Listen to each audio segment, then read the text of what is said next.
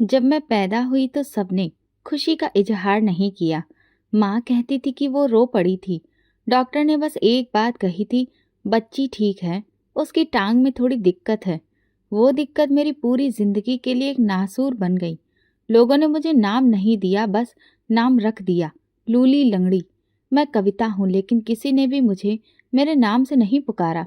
शुरुआत में मुझे समझ नहीं आता था कि मेरे साथ ऐसा व्यवहार क्यों किया जाता है।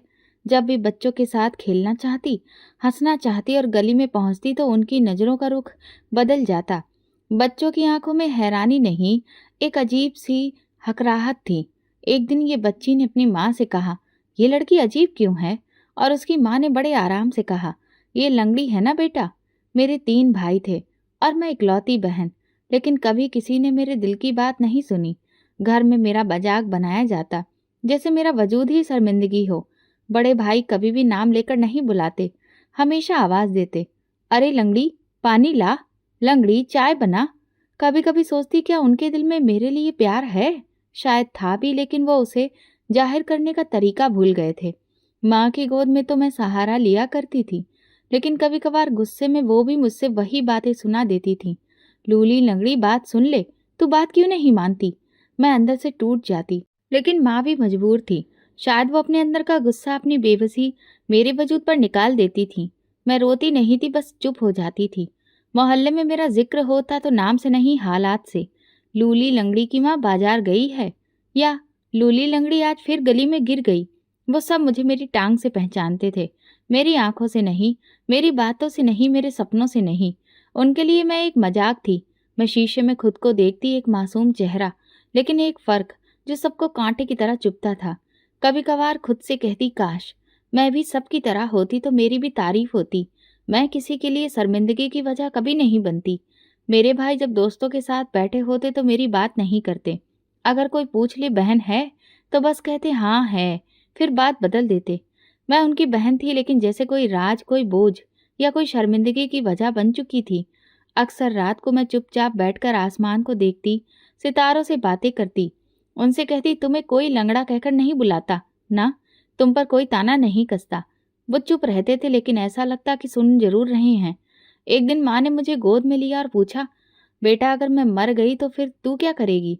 मैं कुछ नहीं बोली। दिल में सिर्फ यही आया, शायद तब लोग मुझ पर तरस खाएं, मुझे इंसान समझें। अब जब कोई मुझे लूली लंगड़ी कहता तो दुख नहीं होता, क्योंकि मैं समझ गई थी ये दुनिया सिर्फ वही देखती है जो आंखों के सामने होता है। दिल की खूबसूरती, नियत की सच्चाई, इनका कोई वजन नहीं होता। लेकिन एक बात मैं हमेशा कहती हूँ, मैं कविता हूँ, और चाहे दुनिया कुछ भी कहे, भगवान ने मुझे जैसा बनाया है वैसा ही सबसे बेहतर है। मेरे बचपन का कोई खास साथी नहीं था, ना कोई सहेली जो मेरा हाथ पकड़कर गली में दौड़े, ना कोई बच्चा जो मेरे साथ खेलने को तैयार हो। गली में चहल पहल होती, बच्चे शोर मचाते, लेकिन जैसे ही मैं वहां कदम रखती, सब चुप हो जाते। निगाहें मेरा पीछा करती, जैसे मैं कोई गैर मामूली चीज हूँ। कुछ लोग तो खुसुर फुसुर कहते और कुछ लोग जोर से हंस पड़ते। एक दिन माँ मुझे नई चप्पल दिलाकर लाई। मैं बहुत खुश हुई। चप्पल पहनकर गली के नुक्कड़ तक चली गई। 2 लड़कियां, आयशा और रूबी, कुछ गुड़ियों से खेल रही थीं। मैं उनके पास जाकर बैठ गई। रूबी ने एक नज़र मेरी टांग पर डाली और फिर आयशा के कान में कुछ कहा। दोनों हंसने लगीं। तुम्हारी भी गुड़िया है? रूबी ने पूछा। अरे इसकी तो गुड़िया भी लंगड़ी होगी। मैं वहां से उठकर तेजी से वापस घर आ गई। माँ ने पूछा, क्या हुआ बेटा? मैंने कहा, कुछ नहीं। लेकिन मैं समझ गई थी, ये कोई पहला मौका नहीं था। ऐसे बहुत सारे लम्हे थे, किस किस को मैं गिनवाती। सर्दियों की एक शाम याद है, सब बच्चे पतंग उड़ा रहे थे। मैं छत पर चली आई, हाथ में सिर्फ एक डोर थी, बस देखने का शौक था। नीचे से आवाज आई, अरे लंगड़ी ऊपर क्या कर रही है? अगर कहीं गिर गई तो इल्जाम हम पर ही ना आ जाए। मेरा हाथ वहीं रुक गया। डोर छूट गई। दिल ने कहा, वापस चली जाओ, तुम्हारे यहाँ कोई नहीं। मोहल्ले में एक शादी थी, सब बच्चे नाच गाने की रिहर्सल में व्यस्त थे। मैंने माँ से कहा, मुझे भी जाना है। माँ ने मुझे तैयार किया, मेरे दुपट्टे में सितारे लगाए, कानों में छोटे झुमके पहनाए। जब मैं वहां पहुंची, सबने नजर फेर ली। कोई एक बच्चा भी मुझसे नहीं बोला। फिर किसी ने कहा, आज हमें लंगड़ी के साथ नाचना है। मैं एक तरफ खड़ी रही, थोड़ा सा हिली तो सबकी हंसी निकल गई। एक बच्चा बोला, ये नाचेगी, इसकी तो कमर भी बराबर नहीं पड़ती। उस दिन मैं सिर्फ 2 मिनट बाहर रुकी, फिर वापस आ गई। माँ मेरे पीछे आई। घर आकर उन्होंने अपना दुपट्टा आंखों पर रख लिया और बस इतना बोला, हे भगवान, मेरी बेटी को वो इज्जत दो जो लोग उसे जीने से पहले छीन लेते हैं। ऐसा ही एक और दिन गर्मियों की छुट्टियों में बच्चों ने क्रिकेट मैच रखा। मैं दरवाजे के पीछे खड़ी सब देख रही थी। जैसे ही आगे बढ़ी, एक बच्ची ने अपना बैट फेंक कर कहा, अगर ये खेलेगी तो मैं नहीं खेलूंगी। मैं वापस चली आई। कभी कभी सोचती, क्या मेरा जुर्म ये है कि मैं थोड़ा अलग हूँ? फिर खुद को जवाब देती, शायद हाँ, मैं सबके लिए तमाशा थी।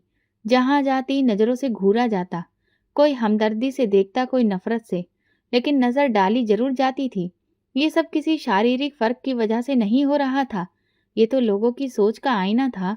और ये सोच मेरे बचपन की दीवारों पर जख्म की तरह कुरेदी जा रही थी। घर की दीवारों से निकलने की पहली उम्मीद थी स्कूल।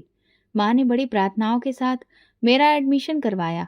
कहा यहाँ से तो कुछ सीखेगी, शायद वक्त के साथ लोग समझ जाएं। मुझे भी लगा शायद स्कूल में सब अलग होगा, शायद वहाँ बच्चे मेरे जैसे हों, या शायद उनकी सोच बड़ी हो। पहला दिन था। माँ ने मेरी कॉपियों पर नाम लिखा, बस्ते में चॉकलेट रखी और मुझे स्कूल के गेट तक छोड़ने आई। उनकी आंखों में एक अजीब सा डर और उम्मीद दोनों थे। मैं गेट के अंदर गई तो एक लड़की ने जोर से कहा, ये लड़की क्यों आई है? दूसरे ने धीरे से बोला, इसकी एक टांग छोटी है। पहली क्लास में टीचर ने मुझे सबके सामने खड़ा किया और बोली, ये है कविता, हमारी नई स्टूडेंट। एक लड़का जोर से बोला, मैडम ये तो चल भी नहीं सकती। पूरी क्लास हंसने लगी। टीचर ने कहा, चुप करो, लेकिन उनकी आंखों में भी हैरत थी। शायद वो भी सोच रही थी, ये लड़की यहाँ करने क्या आई है। पहले हफ्ते में ही समझ आ गया, यहाँ भी कुछ भी अलग नहीं है। जहाँ भी जाती हंसी पीछे पीछे चलती थी। टिफिन खोलती तो कोई कहता, ये क्या खाती है, इसे तो दवा खानी चाहिए। एक दिन तो हद ही हो गई। लंच के बाद मैं पानी पीने जा रही थी, जब किसी ने मेरी कुर्सी पीछे खींच ली और मैं गिर गई। पूरी क्लास हंसी से गूंज उठी। एक लड़की बोली, देखो, जमीन भी इसे झेल नहीं पा रही। टीचर आई, उन्होंने सबको डांटा, मगर सिर्फ दिखावे के लिए। बाद में उन्होंने मुझे पास बुलाया और कहा, बेटा आप आराम से बैठा करो, जल्दबाजी ना किया करो। मैं कुछ नहीं बोली। वो भी मुझे हमदर्दी नहीं बल्कि बेचैनी से बात कर रही थी, जैसे मैं उनकी क्लास की कोई रुकावट हूँ। एक दिन अंग्रेजी की क्लास में टीचर ने सबको बारी बारी खड़ा करके पोयम सुनाने को कहा। जब मेरी बारी आई तो एक लड़की जोर से बोली, सर ये तो बोलते हुए भी लंगड़ा जाएगी। मेरी आवाज़ धीमी हो गई, लेकिन मैंने पूरी पोयम सुनाई। टीचर ने मेरी तारीफ की। एक बार मैथ की क्लास में एक सवाल समझ में नहीं आया तो मैंने सर से पूछा। उन्होंने कहा, तुम्हें तो आसान सवाल भी मुश्किल लगते हैं, बैठ जाओ। वो सिर्फ मेरी खामोशी का फायदा उठा रहे थे। माँ हर रोज मुझसे पूछती, स्कूल कैसा चल रहा है? मैं मुस्कुराकर कहती, अच्छा, लेकिन दिल में सच छुपा कर रखती थी। वो पहले ही इतनी परेशान थी और मैं उनकी परेशानी और नहीं बढ़ाना चाहती थी। एक दिन बारिश हो रही थी, सब बच्चे लॉन में भीगने गए। मैं भी गई। जमीन पर चलने की कोशिश कर रही थी कि पीछे से एक लड़का बोला, लंगड़ी का नाच तो देखो। सबने तालियां बजा दी। मैं वहीं रुक गई। दिल में आया कि भाग जाऊं, लेकिन मेरे पांव जैसे जमीन से चिपक गए थे। उसी दिन वापसी पर माँ ने मेरे चेहरे का रंग देखा और शायद पहली बार पूछा, सच बताओ, क्या होता है वहां पर? मेरी आंखें झुक गईं। रात को मैं देर तक चुप रही। अगले दिन उन्होंने फैसला कर लिया कि स्कूल के प्रिंसिपल से मिलेंगी। उन्होंने जाकर शिकायत की, लेकिन उनका जवाब था, हम कोशिश करते हैं कि सब बराबर हों, लेकिन बच्चों को तो आप समझा नहीं सकते। माँ बाहर आ गईं और स्कूल छोड़ने का फैसला कर लिया। मैंने ध्यान से माँ को देखा। वो बोली, अब तुम घर पर ही रहोगी, ये स्कूल तुम्हारे लिए नहीं है। मेरी आवाज़ में एक चीख दबी थी जो बाहर नहीं आई, सिर्फ एक आह निकली। उसके बाद दिन एक जैसे होने लगे। न बस्ता, न यूनिफॉर्म, न सुबह की दौड़। मैं सुबह माँ के साथ चूल्हे के पास बैठ जाती और दिन गिन गिन कर गुजारती। कभी किचन में बर्तन धोती, कभी पुरानी किताबें पलटती, लेकिन दिल अंदर से खाली होता जा रहा था। मैंने बोलना छोड़ दिया था। दिन गुजरने लगे थे, लेकिन वक्त जैसे मेरे लिए ठहर गया था। मैं छत पर बैठकर आसमान को देखती और सोचती, क्या मेरी दुनिया यही है? सिर्फ ये घर की दीवारें, ये खामोशी। लेकिन एक बात मैं खुद से कहती, अब मैं किसी से शिकायत न करूंगी, न नाम से न दुनिया से। अगर किसी को कुछ बदलना है तो वो मैं खुद ही हूँ। शायद दिल ने पहली बार हिम्मत की और इसीलिए मैंने एक बार फिर माँ को अपनी पढ़ाई के लिए मनाया, क्योंकि मुझे कहीं न कहीं ये समझ आ गया था कि पढ़ाई ही एकमात्र ज़रिया है जो मुझे इज़्ज़त दिला सकती है। लेकिन माँ ने कहा, "अगर तुम स्कूल गई तो फिर से सब कुछ वही झेलना पड़ेगा।" मैंने माँ से कहा, "मैं तैयार हूँ, क्योंकि आज अगर लोगों की वजह से मैंने अपने कदम पीछे किए, तो मैं पूरी ज़िंदगी पीछे रह जाऊँगी।" माँ को शायद मेरी बात समझ आ गई और उन्होंने मुझे दोबारा स्कूल में दाखिला दिला दिया। धीरे-धीरे वक्त बीतता गया। मेरे तीनों भाई बड़े हो चुके थे। सबकी शादियां हो गईं। एक के बाद एक दुल्हन घर आई। नए रंग, नए कपड़े, नई खुशबुएं, लेकिन उन सबके बीच एक चीज नहीं बदली, मेरा वजूद। और उस पर चिपकी वो पुरानी पहचान, लूली लंगड़ी। पहली भाभी नैना थी, बातूनी और तेज जुबान वाली। दूसरी नंबर की रेखा, नरम स्वभाव की लेकिन दो चेहरे वाली। और तीसरी सबसे छोटी शिवानी, जिसे अपनी हर बात पर जोर से हंसना आता था। वो तीनों मिलकर अक्सर बातें करती और जब मैं पास से गुजरती तो चुप हो जाती। एक दिन जब रेखा भाभी किचन में थी, मैंने आटा गूंथ कर पास में रखा तो उन्होंने मुस्कुराकर कहा, "क्या बात है लूली, आज तो काम भी सीधा कर लिया।" शिवानी तुरंत बोली, "बस इतना सीख गई है, अब आएगा कोई राजा और ब्याह कर ले जाएगा।" नैना हंस पड़ी, "राजा नहीं बहन, अगर कोई अंधा हो तभी बात बन पाएगी, वरना कौन इस लंगड़ी को अपने घर लेकर जाएगा?" मेरी आंखों में खून के आंसू उतर आए, लेकिन मैं कुछ बोल ना पाई और वापस कमरे में चली गई। मेरे लिए कोई जगह अपनी नहीं रही थी। भाभीियों के आने से मेरा कमरा भी छिन गया। उनका कहना था कि मुझे कमरे में रहने की जरूरत ही क्या है, मैं तो आंगन या छत पर कहीं भी रह सकती हूँ। इन सब लोगों के बीच में सिर्फ माँ ही मेरी ढाल थी, लेकिन वो भी थक चुकी थी, क्योंकि वो जानती थी कि हर बात पर बोलना मतलब झगड़े को बढ़ावा देना है। अक्सर वो कहती, "बेटा, सब बर्दाश्त करो, ये घर है, यहाँ तो उनकी ही चलेगी।" मैं भी सर हिला देती। अगर कभी कोई मेहमान आ जाता तो नैना मुझे किचन में रोक लेती, "तो उनके सामने मत जाना, लोग सवाल करते हैं।" रेखा अक्सर मेरे बारे में कुछ कहती और जोड़ती, "हाँ, एक बहन और है, थोड़ी कमज़ोर है।" एक दिन मैंने माँ से कहा, "मैं बैंक की तैयारी करना चाहती हूँ और इसके लिए कोचिंग जाना चाहती हूँ। शायद उससे कुछ मैं बन जाऊं और कम से कम व्यस्त तो रहूं।" माँ सुनकर खुश हुई, लेकिन नैना बोली, "तेरे बस का है रोज रोज इतनी दूर चलकर जाना? और फिर इतने पैसे कहाँ से आएंगे?" तभी रेखा भाभी बोली, "अब तक जो सुनते आ रहे थे वो क्या कम थे जो और नए लोगों के ताने सुनवाओगी?" तीसरी भाभी कहने लगी, "अरे करने दो, कम से कम इसका वक्त तो कटेगा।" लेकिन उनकी आवाज में भी तंज था। घर के सारे काम मेरी ही जिम्मेदारी पर थे। भाभियां बस अपने आप में व्यस्त रहती। माँ भी अब कुछ कहने की हिम्मत नहीं रखती थी। एक दिन माँ बीमार हो गई। 2 दिन तक बुखार रहा। मैंने उन्हें दवाइयाँ दी, सेवा की, पानी गर्म किया, खिचड़ी बनाई, लेकिन इस सब का श्रेय भी भाभियां ही बटोरती रहीं। दूसरों के सामने यही कहती, "माँ तो हमारे दम पर ही चल रही हैं, वरना कब की जा चुकी होती।" ये सुनकर मैं सिर्फ खामोश हो जाती। कभी कभी मन करता था कि भाभियों के बीच बैठूं, बातें करूं, हंसूं, लेकिन मैं जानती थी कि अगर उनके पास गई तो फिर से मेरा ही मजाक बनाया जाएगा। और अगर कभी मैं खुद के लिए थोड़ा समय निकालने की कोशिश करती तो मुझे कोई न कोई काम सौंप दिया जाता। कभी चूल्हा जलाने को, कभी कपड़े समेटने को, तो कभी बाजार से सामान लाने को। सब कुछ ऐसा लगता था जैसे मेरा वजूद इस घर में सिर्फ काम करने के लिए है। मैं हर रोज भगवान से प्रार्थना करती, "अगर ये इम्तिहान है तो मुझे सब्र देना।" कुछ दिनों तक मैंने सिलाई का काम किया और उससे जो भी पैसे जमा हुए वो अपनी कोचिंग की फीस में लगा दिए। और फिर मैंने बैंक की तैयारी शुरू कर दी। एक दिन माँ ने मेरे हाथ में एक पर्ची पकड़ा दी और कहा, "नुक्कड़ वाली दुकान से ये सारी चीजें ले आओ।" मैंने दुपट्टा ठीक किया, पर्ची मुट्ठी में दबाई और गली में निकल पड़ी। सामने से 4 लड़कियां आ रही थीं। मैंने उनकी ओर न देखा, बस नजरें नीचे करके निकल गई। वे कहने लगी, "देखो तो, ये लूली लंगड़ी अब हमारी बराबरी करने चली है। सोचती है कि बैंक की तैयारी कर रही है तो कुछ बन जाएगी। खुद से तो चला नहीं जाता, बैंक में क्या काम करेगी, खाक, सब काम खराब करेगी।" एक और लड़की बोली, "अरे सोचो इसका पति कैसा होगा, इसे देखेगा तो भाग जाएगा। कौन अपनाएगा ऐसी लड़की को?" उनके शब्द सीधे मेरे दिल में चुभ गए। एक पल को ऐसा लगा जैसे मेरे पैरों का दर्द और बढ़ गया हो। पर्ची पसीने से गीली हो चुकी थी।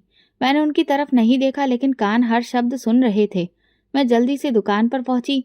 दुकानदार ने मेरी तरफ देखा और बिना कोई लिहाज किए बोला, हाँ भाई लूली लंगड़ी, क्या चाहिए? ये नाम अब मेरी असली पहचान बन चुका था।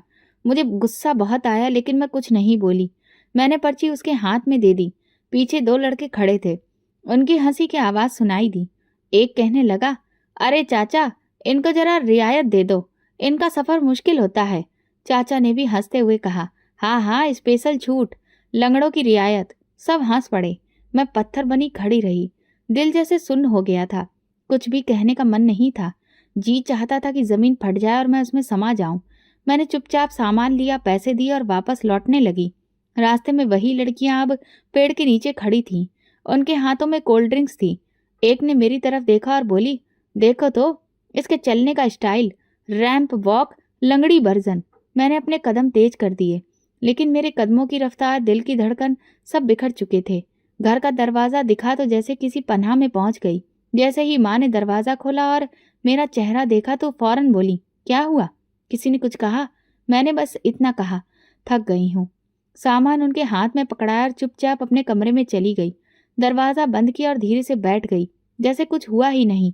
लेकिन वो शब्द, कौन अपनाएगा ऐसी लड़की को, कानों में गूंजते रहे। ये सवाल सिर्फ उन लड़कियों का नहीं था, बल्कि मोहल्ले का, रिश्तेदारों का, यहाँ तक कि मेरे घर वालों का भी। थोड़ी देर बाद नैना भाभी बोली, जल्दी नीचे आओ, माँ बुला रही हैं। वैसे भी बाहर जाकर जब आईना देखोगी तो लगेगा जैसे तूफान आया है। फिर वो हंसने लगी। मैं नीचे आई। माँ ने कहा, कल तुम्हारे लिए नए कपड़े सिलवा दूंगी, सब पुराने हो गए हैं। तभी शिवानी भाभी बोली, क्या करेगी नए कपड़ों का? ना तो किसी महफिल में जाती है, ना रिश्तेदार आते हैं। रेखा भाभी मुस्कुराकर बोली, रिश्तेदार आ भी गए तो वापस चले जाएंगे। अगर ज्यादा देर तक देख लिया तो शायद हमदर्दी में कुछ दे भी जाएं। मैंने माँ की ओर देखा। वो चुप थी, लेकिन उनकी आंखों में दर्द साफ था। उस दिन का बोझ मेरी हड्डियों में नहीं, दिल में उतर गया था। दुकान पर वो सुनी गई बातें, गली की हंसी, शिवानी की चुभती बातें और वो सवाल, कौन अपनाएगा ऐसी लड़की को, सब कुछ अंदर जमा हो रहा था और उबल रहा था, जैसे कोई लावा जो बाहर नहीं आना चाहता। मैंने फिर से अपनी किताबें उठाई और खुद को उनमें डुबो दिया, लेकिन पढ़ाई में मन नहीं लग रहा था। बस बार बार भगवान का नाम जुबान पर आ रहा था और आंसू बेहिसाब बह रहे थे। हे भगवान, मुझे हिम्मत दो, ताकि मैं खुद को वैसे देख सकूं जैसे तुमने मुझे देखा है। इन लोगों की नज़र में भी मेरी कदर हो। कुछ दिन बाद रेखा भाभी माँ के पास आई और बोली, माँ जी, मेरे भाई की फैक्ट्री में एक औरत काम करती है। उसका देवर है। उसकी पत्नी का देहांत हो चुका है। 3 बच्चे हैं, लेकिन आदमी बहुत अच्छा है। आप चाहें तो कविता की बात कर लें। माँ ने एक नज़र मेरी तरफ देखा, फिर धीरे से बोली, कर लो बात। वक्त कब किसके हक में हो जाए कहा नहीं जा सकता। मैं चुप रही। रेखा ने ये बात धीरे से शिवानी को बताई। रात को शिवानी नैना के साथ बैठकर बोली, शुक्र है, कम से कम कोई तो मिला जो इस लंगड़ी को घर ले जाने को तैयार है। 2 दिन बाद माँ ने मुझे नए कपड़े दिए और कहा, इन्हें पहन लो, मेहमान आ रहे हैं। मैंने आंखों में सवाल लिए पूछा, किस लिए? माँ बोली, सिर्फ मिलने के लिए, देखेंगे, बात करेंगे। मैं चुपचाप तैयार हो गई। मेहमान आए। एक ठीक ठाक उम्र का आदमी था, साथ में 2 लड़के और शायद एक बेटी भी थी। उसने मुझे देखकर मुस्कुराया। थोड़ी देर बातचीत हुई। जब चाय खत्म हुई तो वो माँ के पास आया और बोला, बहन जी, हम फिर बात करेंगे। माँ ने पूछा, आपको लड़की कैसी लगी? उसने एक पल मेरी ओर देखा और बोला, देखने में ठीक है, पर चलती है तो ऐसे जैसे जमीन तोड़ डालेगी। माँ पत्थर हो गई। फिर उसने हंसकर कहा, देखिए, मेरी बात का बुरा मत मानिए, लेकिन मैं अपने बच्चे पाल रहा हूँ। मुझे एक पूरी औरत चाहिए।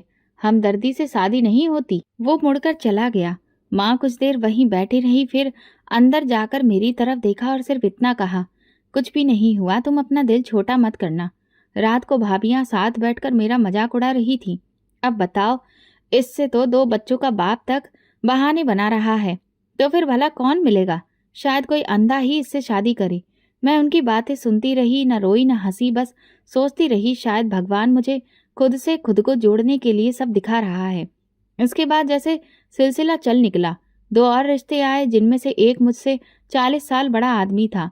उसने भी मुझे देखकर ठुकरा दिया, और एक जो 10 साल बड़ा था और उसका खुद का पैर भी पूरी तरह से बेकार था, लेकिन उसने भी मुझे नहीं अपनाया। कहने लगा, मैं लंगड़ा हूं तो क्या हुआ, मैं मर्द हूं।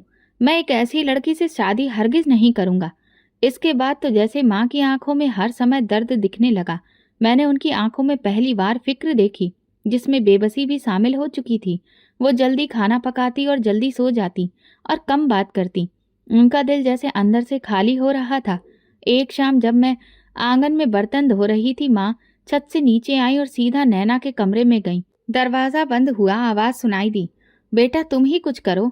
अपने पतियों से कहो कि वो कविता के लिए कुछ करें, उसके रिश्ते के लिए, और भी कहीं बात चलवाएं।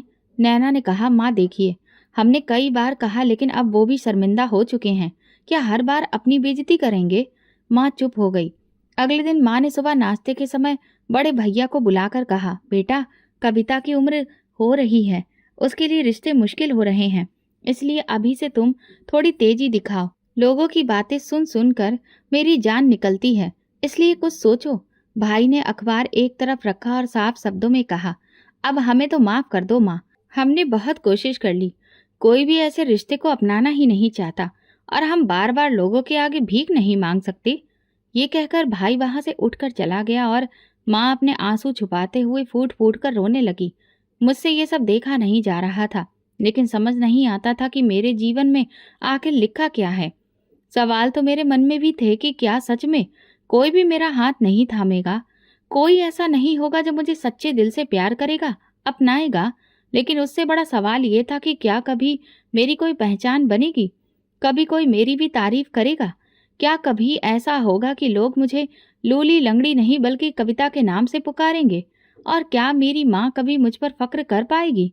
यही सब सोचकर मैंने एक बार फिर से खुद को पढ़ाई में झोंक दिया। बैंक में फॉर्म निकला तो मैं दिन रात पढ़ाई में लग गई। इस बीच भाभीियों ने भी मुझे परेशान करने में कोई कसर नहीं छोड़ी।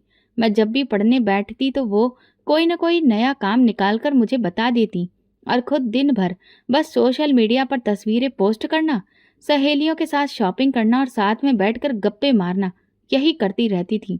लेकिन मैंने हिम्मत नहीं हारी। मैं सोच चुकी थी कि मैं अपनी जिंदगी को एक नई दिशा देकर ही रहूंगी। और फिर आखिरकार वो दिन आया जिसका मुझे शायद सदियों से इंतजार था। रिजल्ट निकला और मेरा नाम शॉर्ट लिस्ट किए गए उम्मीदवारों में था। उसी दिन मेरी खुशी का कोई ठिकाना नहीं था। जब ये बात सबको पता चली तो किसी को भी यकीन नहीं आ रहा था कि मैं एक अपाहिज, जो जिंदगी भर दूसरों की नजरों में बस खुद को लाचार ही महसूस करती रही, आज वो अपने दम पर नौकरी पा गई। लेकिन ये सच था जिसे कोई झुटला नहीं सकता था। लोगों के चेहरों पर खुशी तो दिखती थी, लेकिन साफ पता चलता था कि वो सिर्फ झूठी थी। भाभीियों ने भी तुरंत ही ताना मारते हुए कहा, नौकरी लग जाने का मतलब ये तो नहीं है ना कि तुम्हारी पहचान बदल जाएगी, रहोगी तो तुम वही लूली लंगड़ी ही। नौकरी लगने से पर थोड़ी ना लग गए हैं। उन्होंने मेरा हौसला गिराने की कोशिश की, लेकिन फिर भी मैंने उनकी बात को ज्यादा दिल से नहीं लिया, क्योंकि भले ही ये मेरी छोटी सी शुरुआत थी, लेकिन कम से कम मेरे जीवन में कुछ तो बेहतर था। लेकिन हाँ, माँ, मेरी माँ मेरे लिए बहुत खुश थी। उन्होंने मेरा माथा चूमते हुए कहा, मेरी बच्ची, तुमने आज सच में बहुत बड़ा सुकून दिया है। अब बस भगवान से यही प्रार्थना है कि तुम्हारे जीवन में एक ऐसा जीवन साथी दे जो तुम्हारी कदर करे। माँ की इस बात को सुनकर मेरा चेहरा मुरझा गया, क्योंकि नौकरी पाना तो शायद फिर भी मेरे हाथ में था, क्योंकि उसके लिए मेहनत मुझे करनी थी। लेकिन एक अच्छा जीवन साथी जो मेरी कद्र करे, वो मेरे हाथ में नहीं है, और इसीलिए मुझे उसकी कोई उम्मीद भी नहीं थी। मैंने अपनी नौकरी ज्वाइन की और दिल लगाकर अपना काम करने लगी। बैंक दूर था, इसलिए हर रोज ट्रेन से सफर करना पड़ता था।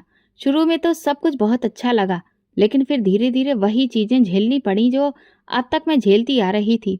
वही लोगों की नजरें जो मुझे लाचार और बेबस समझती थी। उन्हें लगता था कि अगर मैं शारीरिक रूप से कमजोर हूं तो मानसिक रूप से भी कमजोर होंगी।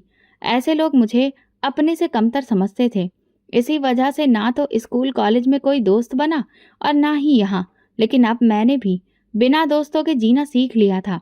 किसी से कोई उम्मीद नहीं रखती थी कि कोई मेरे साथ बैठे, मुझसे हंसे बोले या मैं अपना गम किसी से बांट सकूं। फिर एक दिन जब घर पहुंची तो एक और रिश्ता सामने खड़ा था, लेकिन उसने भी मुझे ठुकरा दिया। उसने ना तो मेरी अच्छाई देखी, ना मेरी नौकरी, बस मेरी लाचारी। भाभीियों ने तुरंत कह दिया, देखा, अपनी नौकरी पर बहुत फक्र कर रही थी, लेकिन आज साबित हो गया कि तुम्हारी पहचान वही है जो पहले थी। नौकरी लगने से कोई फर्क नहीं पड़ता। मैं चुप हो गई। मुझे भी लगने लगा कि शायद वे सच कह रही हैं, लेकिन अब मेरे अंदर दुखों का पहाड़ जमा होता जा रहा था और मैं अपने गम को किसी से बांट भी नहीं पा रही थी। इस वजह से मैं अंदर ही अंदर मर रही थी।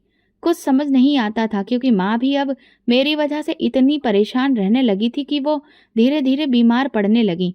मैं सिर्फ दवाइयों से उनका इलाज कर रही थी, लेकिन मुझे अच्छे से समझ आता था कि उनकी बीमारी की असली वजह मैं ही हूँ। एक दिन बैंक में एक एम्प्लॉय का बर्थडे था। शाम को पार्टी थी, लेकिन मुझे पार्टी में नहीं बुलाया गया। उस दिन मुझे ऐसा लगा जैसे मेरा इन सबसे थोड़ा अलग होना ही एक गुनाह है। न जाने क्या था, लेकिन उस दिन मन बहुत भारी हो गया। घर लौटते हुए मैं घर नहीं गई, बल्कि समंदर किनारे जाकर बैठ गई। मुझे पता था कि रात हो चुकी है, माँ परेशान हो रही होगी, लेकिन फिर भी मैं खुद ही उस ओर मुड़ गई जहाँ मीलों दूर तक सिर्फ अंधेरा, ठंडी हवा और सन्नाटा फैला था। बहुत देर तक मैं वहां बैठी रही और अपने आंसू बहाती रही। फिर अचानक लगा कि माँ बेचारी वैसे ही परेशान है और अब और परेशान हो रही होगी। ये सोचकर मैं उठी और रेत झाड़ने लगी कि तभी अचानक एक लड़की जो बुरी तरह लंगड़ा रही थी, जैसे तैसे हाँफती हुई दौड़ती हुई मेरे पास आई और मेरे पैरों पर गिर गई। मैंने उसे उठाया। उसके कपड़े जगह जगह से फटे थे, चेहरे और माथे से खून बह रहा था। वो रोते हुए मेरे सामने हाथ जोड़कर बोली, दीदी मुझे बचा लीजिए, वो लोग मुझे बेचने वाले हैं। ये सुनते ही मेरे पैरों तले जमीन खिसक गई। इससे पहले कि मैं कुछ समझ पाती, वहां दो हट्टे कट्टे आदमी आ गए। उन्होंने मुझे देखा और धमकाते हुए बोले, ए लड़की, चुपचाप यहाँ से निकल जा और ज्यादा होशियारी मत दिखा।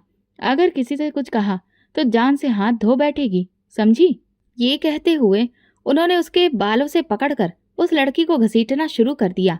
वो बेचारी उनसे छोड़ देने की भीख मांगती रही। वे हंसकर बोले, अरे क्या करेगी अच्छी जिंदगी का, वैसे भी तू तो लंगड़ी है, तेरे जैसे तो बिकने के ही लायक हैं, दुनिया पर बोझ हो, किसी काम की नहीं। तभी दूसरा आदमी बोला, क्या सोचती थी, लंगड़ी होकर हमसे कितनी दूर भाग पाएगी। और उन्होंने एक जोरदार थप्पड़ उसके गाल पर जड़ दिया।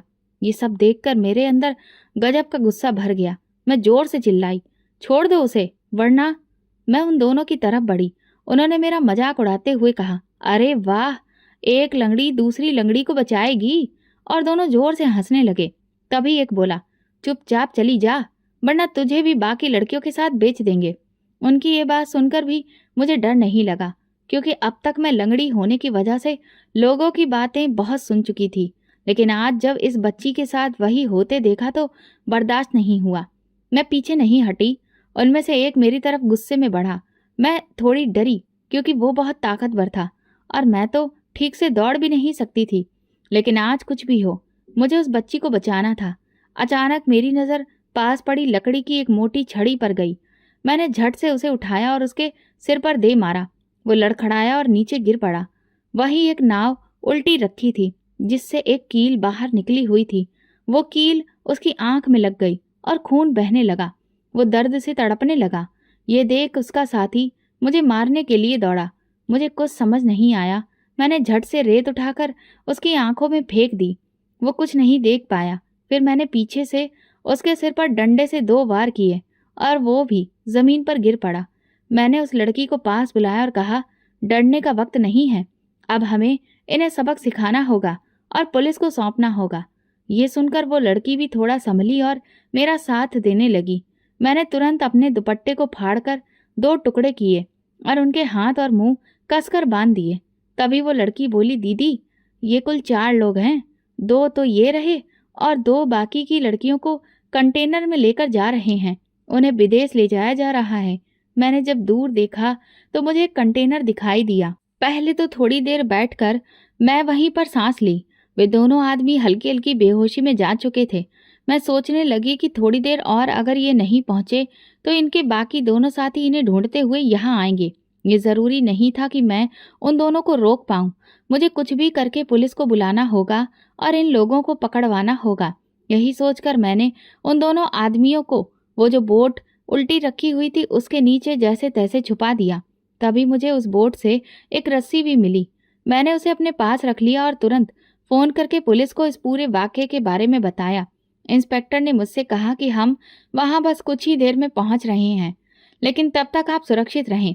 मैं वहां पर पुलिस का इंतजार करने लगी कि तभी मैंने देखा कि दूर से दो आदमी हमारी तरफ ही आ रहे हैं। मैं समझ गई कि ये इन लोगों के बाकी के साथी हैं। मैं तुरंत उस लड़की को लेकर पास में ही जो जंगल शुरू हो रहा था वहां छुप गई। वे आदमी काफी देर तक यहाँ वहां देखते रहे। उन्होंने अपने उन दोनों साथियों का नंबर भी मिलाया, लेकिन भगवान की कृपा से उनका फोन या तो साइलेंट था या फिर मिल नहीं रहा था। उनके फोन की घंटी नहीं बजी।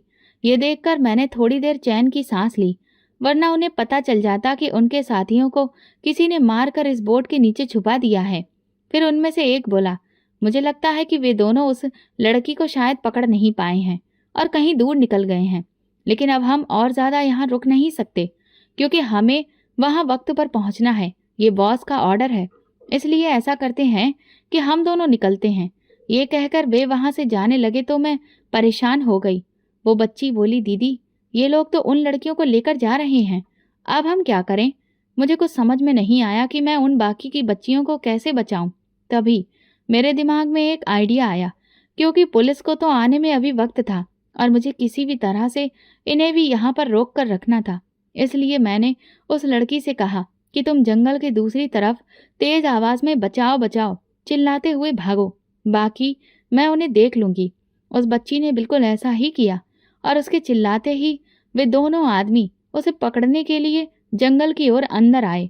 वे दोनों लड़की को पकड़ने के लिए जंगल में अलग अलग दिशा में गए और मैंने इस चीज का फायदा उठाया। मैं धीरे से एक आदमी के पास पहुंची और जैसे ही वो पलटा, मेरे बैग में जो पेपर स्प्रे रहता था उसे मैंने उसकी आंखों में छिड़क दिया, जिससे उसे तेज जलन हुई और वो वहीं बिलबिलाता हुआ जमीन पर गिर पड़ा। फिर मैंने तुरंत उसके मुंह में कपड़ा ठूस कर उसके हाथ पैर को रस्सी से बांध दिया और ठीक ऐसा ही मैंने उनके चौथे साथी के साथ भी किया। कुछ ही देर में पुलिस वहां पहुंच गई थी। उन सभी लड़कियों को बचा लिया गया और बस अगले ही दिन हर अखबार की सुर्खियों पर सिर्फ मेरा ही नाम था। मेरी ही तस्वीर फ्रंट पेज पर छपी हुई थी। सुबह जब हुई तो मेरे घर के बाहर रिपोर्टर्स की लाइन लगी हुई थी। हर कोई मेरा इंटरव्यू लेना चाहता था। ये देखकर मेरी भाभीियों और मोहल्ले वालों की आंखें फटी की फटी रह गईं। उनमें से कोई कल्पना भी नहीं कर सकता था कि एक दिन मुझे इतनी बड़ी पहचान मिल जाएगी। घर लौटकर मैंने इस हादसे के बारे में माँ से भी कुछ भी नहीं कहा था और जब अचानक से ये सब हुआ तो वे सब हैरान रह गए। फिर मैंने पूरा वाकया एक एक करके बताया। इसके बाद तो जैसे बधाइयों का सिलसिला शुरू हो गया। हर कोई मेरे साथ फोटो खिंचाना चाहता था। मुझे पुलिस डिपार्टमेंट्स की तरफ से सरकारी सम्मान देने के लिए बुलाया गया और मुझे जिले के डीएम ने अपने हाथों से इनाम दिया। वहां एक से एक बड़े पॉलिटिशियंस भी मौजूद थे। हर कोई मुझसे हाथ मिलाना चाहता था और लोग मेरी बहादुरी की तारीफें करते नहीं थक रहे थे, क्योंकि मैंने एक बहुत बड़े रैकेट का पर्दाफाश किया था। एक ऐसा गैंग जिसने न जाने कितने ही लंबे समय से पुलिस पकड़ नहीं पा रही थी। उनके आदमी बहुत चालाक थे और उन्हें पकड़ना बहुत मुश्किल हो चुका था। ये मेरी जिंदगी का एक बहुत बड़ा मोड़ था, क्योंकि इसके बाद तो ऐसा लगा कि अब अचानक से सबकी नजरें मेरे लिए बदल गई हैं। हर कोई मुझसे इज्जत से पेश आने लगा। अब किसी की नजर में मेरा लंगड़ापन नहीं दिख रहा था, बल्कि हर कोई मुझसे रिश्ता जोड़ना चाह रहा था। लेकिन मैं जानती थी कि ये सब सिर्फ आज जो मुझे पहचान मिली है उसी का ही नतीजा है। असल में तो उनके मन आज भी मेरे लिए अंदर से काले ही हैं। इसीलिए मैंने कभी किसी को भी खास दर्जा नहीं दिया और चुपचाप वही रूटीन फॉलो करती रही जो अब तक करती आ रही थी। पुलिस की तरफ से मुझे पता चला कि उन सभी लड़कियों को एक एक करके सुरक्षित उनके घरों पर पहुंचाया जा रहा है। ये सुनकर मुझे बहुत सुकून मिला। और फिर एक दिन मेरे घर के दरवाजे के बाहर एक बहुत बड़ी गाड़ी आकर रुकी। उसमें से एक बहुत बड़ा पॉलिटिशियन उतरा और जब उसने अंदर आकर जो बात कही उसे सुनते ही हमारे पैरों तले से जमीन खिसक गई। वो एक बहुत बड़ा नेता था जो मुझसे शादी करना चाहता था, क्योंकि मैंने बहुत बहादुरी का काम किया था और वो मुझसे बहुत इम्प्रेस हुआ था। मैंने उस वक्त उसे कोई भी जवाब नहीं दिया। उसने मुझे सोचने के लिए वक्त दिया और वहां से चला गया। मेरी माँ और भाभियां तो बहुत खुश हो रही थीं। माँ इसलिए कि मुझे इतना अच्छा रिश्ता मिल जाएगा जिसके बारे में कोई सपने में भी नहीं सोच सकता था, और भाभियां इसलिए क्योंकि अगर मेरा रिश्ता एक इतने बड़े पॉलिटिशियन से हो जाता तो उनका रुतबा भी बहुत बढ़ जाता और शायद लगे हाथ वे भी बहती गंगा में हाथ धो लेती। भाभियां बार बार मुझ पर दबाव डाल रही थीं कि इसमें सोचने वाली क्या बात है, तुम तुरंत ही उन्हें फोन करके हाँ कह दो। लेकिन मैं समझ नहीं पा रही थी कि क्या मेरे लिए ये फैसला सही होगा। इसी बीच मेरे फोन पर एक अनजान नंबर से कॉल आई और सामने से जो भी इंसान बात कर रहा था उसने मुझसे कहा, मैं जानता हूँ कि आपके लिए आज एक बहुत बेहतरीन रिश्ता आया है। मैं आप पर कोई दबाव नहीं बना रहा, लेकिन आप ये समझ लीजिए कि मैं आपका एक शुभ चिंतक हूँ और आपको सिर्फ एक सलाह देना चाहता हूँ। आप चाहें तो ये शादी कर सकती हैं, लेकिन आपकी भलाई इसी में है कि आप इस रिश्ते से इनकार कर दें, क्योंकि ये रिश्ता नहीं एक सौदा है। वो इंसान जो आज आपके घर आया था वो इसलिए नहीं आया क्योंकि आप एक बेहतरीन इंसान हैं। वो आपसे रिश्ता सिर्फ इसलिए जोड़ना चाहता है क्योंकि वो अपने पॉलिटिक्स के करियर को और बेहतर बनाना चाहता है। इस वक्त आप हर अखबार की सुर्खियों में हैं, हर न्यूज़ चैनल पर छाई हुई हैं।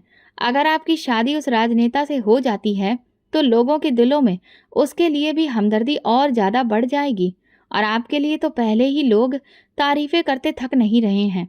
फिर वो आपको राजनीति के क्षेत्र में उतार कर अपने करियर को नई ऊंचाइयों तक पहुंचाने की कोशिश करेगा। सीधी बात यह है कि आप उसकी पत्नी नहीं, एक सीढ़ी बनेंगी जिसका इस्तेमाल वो अपनी ऊंचाइयों तक पहुंचने के लिए करेगा। इससे पहले कि मैं उस इंसान से पूछती कि वो कौन है, उसने फ़ोन काट दिया। न जाने क्यों, लेकिन उस अनजान आदमी की बात पर मुझे भरोसा हो रहा था, क्योंकि मुझे खुद भी वो पॉलिटिशियन एक नज़र भी नहीं भा रहा था। उसकी निगाहें, बोलचाल का तरीका, सब कुछ लालच से भरा हुआ था। यही सोचकर मैंने इस रिश्ते से इनकार कर दिया। ये सुनते ही मेरी भाभियां बौखला गईं। माँ भी मुझे समझाने लगी कि मैं गलती कर रही हूँ, लेकिन मैं जानती थी कि मैंने ये फैसला करके कोई गलती नहीं की। मेरे इनकार से उस पॉलिटिशियन के गुरूर को ठेस पहुंची और उसने गुस्से में मुझे धमकी दी, तूने मुझे ठुकरा कर अपने जीवन की सबसे बड़ी गलती की है और इसका खामियाजा तुझे भुगतना पड़ेगा। इधर एक दिन जब मैं अपने काम से लौट रही थी तो अचानक मुझ पर कुछ लोगों ने हमला कर दिया, लेकिन तभी वहां पुलिस आ गई और उन्होंने मुझे बचा लिया। उसी रात जिले के एसपी मेरे घर आए और उन्होंने कहा, आपने जो काम किया है उसकी वजह से अब आपके बहुत सारे दुश्मन पैदा हो गए हैं। आज जो हमला हुआ है वो इन्हीं में से किसी ने करवाया है, इसीलिए आपकी सुरक्षा के लिए 2 कांस्टेबल्स की तैनाती घर के बाहर की जा रही है। ये सब देखकर मुझे बहुत ही अजीब लगने लगा कि मेरे जीवन में आखिर हो क्या रहा है। अचानक से इतना बड़ा मोड़, ये दुश्मनी, ये सब कुछ मेरे जैसी एक मामूली लड़की के लिए नहीं बना है। इस हादसे से मेरी माँ बहुत बुरी तरह घबरा गई और फिर उन्होंने एक बार फिर मेरी जल्द से जल्द शादी करने की ठान ली।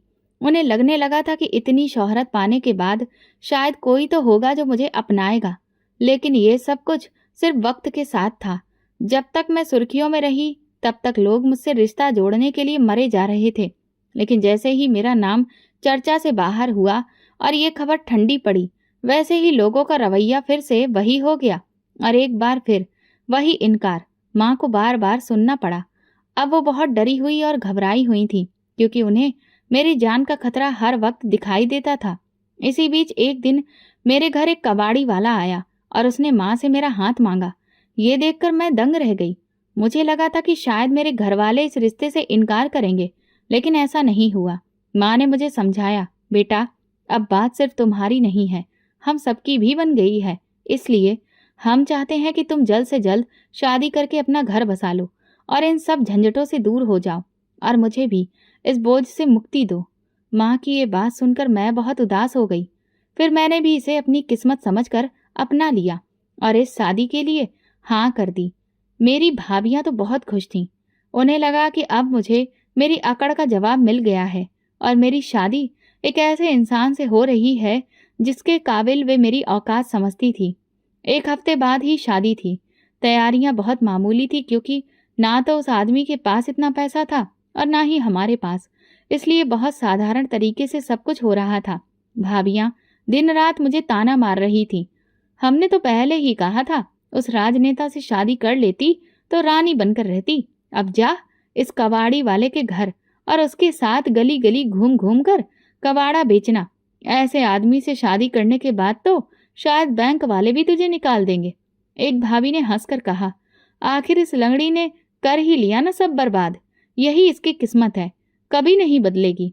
ये भी लाचार है और इसकी किस्मत भी लाचार है। बेचारी इतनी मेहनत करके नौकरी पाई थी, सोच रही थी कि कोई राजकुमार आएगा और ब्याह कर ले जाएगा, लेकिन देखो मिला कौन, एक कबाड़ी। ये कहकर वो जोर जोर से हंसने लगी। मेरी आंखों में आंसू आ गए, लेकिन मैंने इसे भगवान का फैसला समझकर दिल से अपना लिया और सोच लिया था, जो भी हो जैसा भी हो, वो इंसान मेरा पति होगा और मैं पूरे मन से उसे अपनाऊंगी। अगले दिन शादी हो गई और मैं खामोशी से अपने पति के साथ विदा होकर गाड़ी में बैठकर आ गई। मुझे हैरत तो इस बात की हो रही थी कि उसने बेचारे ने मेरी खातिर न जाने कितनी मुश्किल से इस गाड़ी का किराया जुटाया होगा। तकरीबन कुछ घंटे का सफर तय करने के बाद हम एक चौड़ी सी रोड के अंदर दाखिल हुए। वहां पर जो आसपास का माहौल दिख रहा था वो मुझे हैरत में डाल रहा था। मैंने अपने पति से पूछा, आप यहाँ रहते हैं? वो सिर्फ मुस्कुराया और कोई जवाब नहीं दिया। और फिर हमारी गाड़ी एक बंगले के बाहर रुकी। मैं हैरान परेशान से उसके साथ अंदर पहुंची। सफेद संगमरमर की जमीन, खूबसूरत रंग बिरंगे पर्दे, बड़े बड़े झूमर, हॉल में पड़ा हुआ सोफा, ये सब देखकर मुझे तो कुछ भी समझ में नहीं आ रहा था कि ये हो क्या रहा है। मैंने जैसे ही अपने पति को देखा तो वो एक बार फिर से मुस्कुराया। उसने मेरा हाथ पकड़कर मुझे सोफे पर बिठाया। वो जानता था कि इस वक्त मेरे मन में हजारों सवाल हैं। सबसे पहले उसने मुझे एक गिलास पानी दिया और मेरा हाथ पकड़कर बोला, तुम फिक्र मत करो, मैं अब तुम्हारे हर एक सवाल का जवाब दूंगा। ये कहते हुए उसने अपने चेहरे पर लगी हुई दाढ़ी मूंछों को निकाल दिया। ये देखकर तो मैं और भी ज्यादा दंग रह गई कि ये वो इंसान नहीं है जो अब तक हमारे सामने था। मैं उठकर खड़ी हो गई। मैंने कहा, आप कौन हैं और आपने इस तरह से मुझे और मेरे घर वालों को धोखा क्यों दिया? ये कहते ही अचानक न जाने क्यों मुझे ऐसा लगा कि जैसे इस इंसान को मैंने पहले भी कहीं देखा है, लेकिन कहाँ देखा है ये याद नहीं आ रहा था। तभी मेरा पति कहने लगा, याद करने की कोशिश कर रही हो ना कि मुझे कहाँ देखा है? मैंने हाँ में सिर हिलाया। उसने कहा, मैं इस जिले का एसपी अमन वर्मा हूँ। उनके मुंह से ये बात निकलते ही मुझे अचानक याद आ गया कि ये तो वही है जो मेरे घर पर 2 कांस्टेबल्स को तैनात करवाने के लिए आए थे। मैं हैरान होते हुए उनसे बोली, आप इतने बड़े अधिकारी और आपने मुझ जैसी एक मामूली लंगड़ी लड़की से शादी क्यों की? भला आपको ऐसी कौन सी मजबूरी पड़ गई थी? वो मुस्कुराकर कहने लगे, मेरी कोई मजबूरी नहीं थी, बल्कि मैंने तुमसे खुशी खुशी शादी की है क्योंकि मैं तुमसे प्यार करता हूँ। उनकी ये बात सुनकर तो मैं आंखें फाड़ फाड़ कर उन्हें देखने लगी। वो कहने लगे, दरअसल जिस दिन तुमने उन लड़कियों को बचाया था उसी दिन तुम्हारे बारे में जानकर मेरे दिल में पहली बार एक अजीब सा एहसास हुआ। फिर जब तुम्हें सरकार की तरफ से इनाम दिया गया तो मैं वहीं पर था। तुम्हारी सादगी, तुम्हारा भोलापन, सब कुछ मुझे भा गया और दिल अपने आप तुम्हारी तरफ खिंचता चला गया। फिर मुझे पता चला कि वो पॉलिटिशियन तुमसे शादी करना चाहता है। पहले तो मुझे लगा कि शायद तुम्हारे लिए एक अच्छा रिश्ता है, इसीलिए मैंने कुछ ना कहने का फैसला लिया। लेकिन जब मुझे उस पॉलिटिशियन के इरादों के बारे में पता चला तो मैंने तुम्हें फ़ोन करके उसके बारे में बताया। साथ ही साथ मैं ये भी देखना चाहता था कि क्या तुम भी उन बाकी लड़कियों जैसी हो जो सिर्फ पैसा, पद और रुतबा देखती हैं। अगर ये सब तुम्हारे लिए मायने रखता तो तुम हरगिज इस रिश्ते के लिए इनकार नहीं करती। लेकिन तुमने वही किया जो मेरा दिल बार बार तुम्हारे लिए कह रहा था, जिससे मुझे इस बात की तसल्ली हो गई कि तुम सच में सबसे अलग हो और तुम्हारे लिए प्यार मायने रखता है, पैसा नहीं। लेकिन फिर भी कहीं ना कहीं दिल में कुछ शक की गुंजाइश थी। क्या करूं? जब से होश संभाला है अपने आसपास सिर्फ ऐसे ही लोगों को देखा है जिन्हें पैसा, रुतबा और ताकत से प्यार है। मुझे कभी भी वो सच्चा प्यार नहीं मिला जो मैं दूसरों को देता रहा। मेरे माँ बाप भी बस सिर्फ पैसे और रुतबे की दौड़ में शामिल रहे। उनके पास कभी भी इतना वक्त नहीं रहा कि वो मुझे वो प्यार देते जो मैं डिजर्व करता था। और उसके बाद जब मैं सच्चे प्यार की तलाश में निकला तो देखा कि जो भी मुझसे रिश्ता जोड़ना चाह रहा था वो सिर्फ मेरे पद से प्यार करता था, मुझसे नहीं। और इसीलिए मैंने फैसला किया कि मैं अपने असली रूप में नहीं बल्कि भेष बदलकर तुम्हारे सामने ये शादी का प्रस्ताव रखूंगा। और इसीलिए मैं कबाड़ी वाले के रूप में तुम्हारे घर आया और तुमने मुझे एक्सेप्ट कर लिया। मेरा प्यार जीत गया और शक हार गया। कविता, सच कहता हूँ, मुझे कोई फर्क नहीं पड़ता कि दुनिया तुम्हें किस नाम से पुकारती है और तुम्हें किस नज़र से देखती है। तुम एक बार बस खुद को मेरी नज़र से देखो तो अपने आप को कभी किसी से कम नहीं समझोगी, क्योंकि तुम में जो सच्चाई है वो किसी में नहीं है।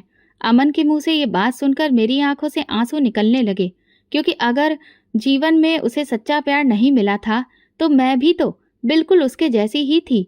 मैंने तुरंत भागकर उसे गले से लगा लिया। जब सबको इस बात का पता चला कि मेरा पति कोई कबाड़ी वाला नहीं बल्कि जिले का एसपी है तो सबके मुंह खुले के खुले रह गए। हर कोई मेरी किस्मत पर हैरान था। कोई सपने में भी नहीं सोच सकता था कि एक दिन सच में मेरी शादी एक राजकुमार से ही हो जाएगी। मेरी भाभियां तो अब जलन में दिन रात कुढ़ रही थीं, लेकिन माँ मेरी बलाएं लेती नहीं थकती थी। कुछ दिनों के बाद ही अमन मुझे शहर के सबसे अच्छे हॉस्पिटल में लेकर गया।